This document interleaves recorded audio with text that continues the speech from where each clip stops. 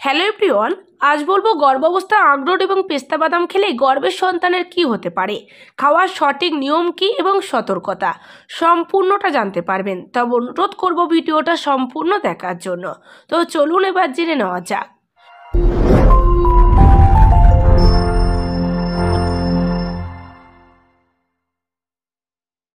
গর্ভাবস্থায় একজন মায়ের ভ্রূণের সঠিক বিকাশ নির্ভর করে তার স্বাস্থ্যের উপর। নিয়মিত আখরোট এবং পেস্তা বাদাম খাওয়া মস্তিষ্ককে সচল রাখে এবং মস্তিষ্কের কার্যকারিতা 60% বাড়িয়ে দেয়। তার স্বাস্থ্যসম্মত খাদ্য অভ্যাসে নানাবিধ পুষ্টিগুণের সমৃদ্ধ দুটি উপাদান হলো আখরোট এবং পেস্তা বাদাম, যা মা ও শিশুর সুস্বাস্থ্য বজায় রাখতে যথেষ্ট অবদান রাখে। তো প্রথমেই ধরুন, গর্ভাবস্থায় আখরোট বাদাম খেলে কি হতে পারে। আখরোটে থাকা পুষ্টি উপাদান গর্ভবতী মহিলার ওজন বাড়াতে সাহায্য করতে পারে। গর্ভাবস্থায় আখরোট অনাগত শিশুর ওজন বৃদ্ধিতে যথেষ্ট ভূমিকা পালন করে। গর্ভকালীন একজন মায়ের হরমোন ইমিউনিটি স্নায়ুতন্ত্রের উপর আখরোটে থাকা পুষ্টি উপাদান ভালো প্রভাব ফেলে। গর্ভাবস্থায় আখরোট গর্ভবতী মায়ের শরীরে পর্যাপ্ত শক্তি যোগায় এবং পেশিকে শক্তিশালী করে তোলে। আখরোটে থাকা পুষ্টি উপাদান শিশুর ফুসফুসের বিকাশে ও শ্বাস প্রশ্বাসের যে সমস্যা হয়ে থাকে তার ঝুঁকি কমাতে যথেষ্ট অবদান রাখে। এছাড়া আখরোটে রয়েছে vitamin B complex, folic acid এবং উচ্চমাত্রায় ফ্যাটি অ্যাসিড, যা মা ও শিশুর জন্য প্রয়োজনীয়। আখরোট নিয়মিত সেবন করলে এটাই থাকা ফাইবার হজম শক্তি বাড়ায় এবং উচ্চ রক্তচাপ নিয়ন্ত্রণ করতে সাহায্য করে। আখরোটে ওমেগা 3 ফ্যাটি অ্যাসিড রয়েছে, যা শিশুর মস্তিষ্কের গঠনে অপরিহার্য। আখরোটে থাকা অ্যান্টিঅক্সিডেন্টগুলি গর্ভবতী মায়ের রোগ প্রতিরোধ ক্ষমতাকে বাড়িয়ে তোলে। আপনি প্রসবের পরও আখরোট খাওয়া চালিয়ে যেতে পারেন, কেননা প্রসব পরবর্তী একজন মায়ের ডিপ্রেশন এবং মানসিক চাপকে দূরে রাখার জন্য আখরোট খাওয়া উচিত।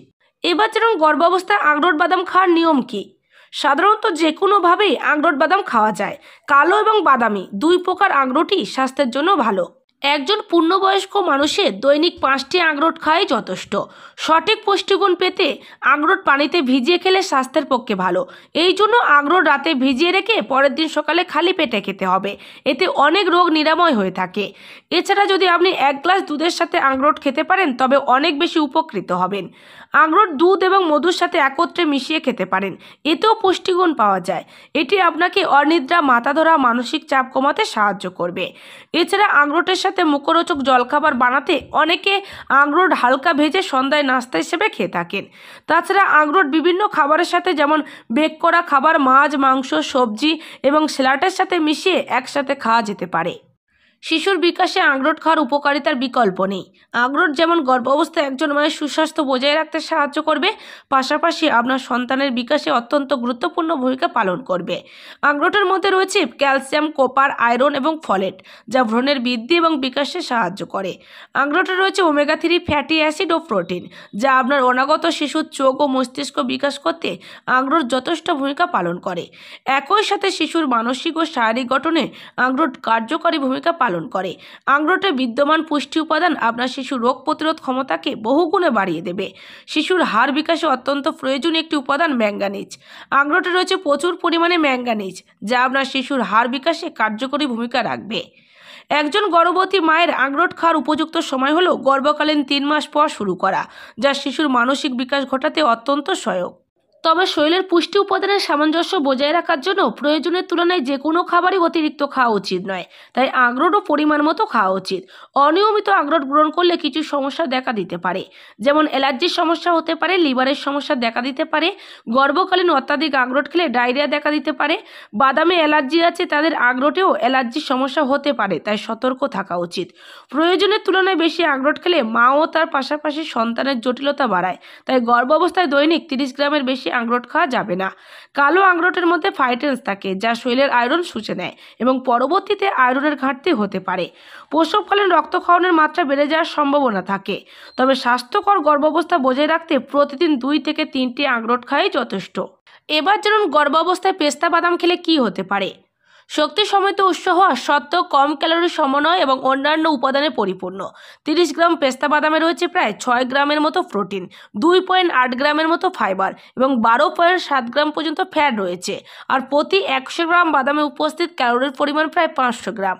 পেস্তা বাদামগুলি প্রোটিনের একটি সমৃদ্ধ উৎস, যা গর্ভস্থ শিশুর মাংসপেশি এবং কলাগুলি বিকাশের জন্য আবশ্যক। পেস্তা বাদামে থাকা কপার উপাদানটি গর্ভাবস্থায় দেহে লোহিত রক্ত কণিকার সঠিক মাত্রা বজায় রাখতে সাহায্য করে। গর্ভবতী মহিলাদের ক্ষেত্রে খুব সাধারণ একটি সমস্যা হলো কোষ্ঠকাঠিন্য। এই কোষ্ঠকাঠিন্যকে কাটিয়ে উঠতে সাহায্য করে পেস্তা বাদাম। পেস্তার মধ্যে থাকা ওমেগা-3 ফ্যাটি অ্যাসিড শিশুর ব্রেনের বিকাশ বৃদ্ধিতে সাহায্য করে। এর মধ্যে থাকা বেশ কয়েকটি ভিটামিন বি কমপ্লেক্স, যা ভ্রূণের বিকাশের জন্য গুরুত্বপূর্ণ। গর্ভাবস্থায় গর্ভবতী মায়ের জন্য লিভারের অসুখ, জন্ডিস, অ্যানিমিয়া প্রতিরোধে সহায়ককারী। তবে যাদের অ্যালার্জি রয়েছে তাদের পেস্তা বাদাম না খাওয়াই ভালো। এবার জানুন পেস্তা বাদাম খাওয়ার নিয়ম। সব থেকে ভালো হয় পেস্তা বাদাম সকালবেলা হালকা নাস্তার সঙ্গে খাবেন। রাতের বেলা জলে ভিজিয়ে রেখে সকালে খোসা ছাড়িয়ে খেতে পারেন, অথবা সকালে খাবেন সেই অবস্থাতে খোসা ছাড়িয়ে খেতে পারেন। তবে পেস্তা বাদাম অনেক দিন ধরে দোকানে রেখে দেওয়ার কারণে এর মধ্যে ব্যাকটেরিয়া জন্মাতে পারে। সেই জন্য এই বাদাম খাওয়ার আগে কিছুক্ষণ পানিতে ভিজিয়ে রাখা উচিত, তাহলে সকল ব্যাকটেরিয়া দূর হয়ে যাবে। পেস্তা বাদাম এমন একটি জিনিস যেটা খেলে আমাদের মন ভালো থাকে, মানসিক দিক থেকে উৎফুল্ল বা আনন্দিত পাওয়া যায়। তবে পেস্তা বাদাম রাতের বেলা খাওয়া উচিত নয়। তবে পেস্তা বাদাম ভালো বলে পরিমাণে বেশি খাওয়া উচিত নয়। পেস্তা বাদাম খাবেন পরিমাণ মতো, যেমন 5 থেকে 7টি, সর্বোচ্চ 10টি একসঙ্গে খেতে পারেন।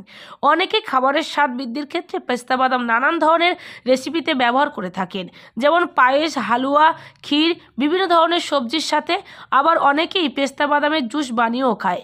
তবে বলবো গর্ভাবস্থায় আখরোট এবং পেস্তা বাদাম খাওয়া ভীষণ উপকারী, তবে খেতে হবে পরিমাণ মতো।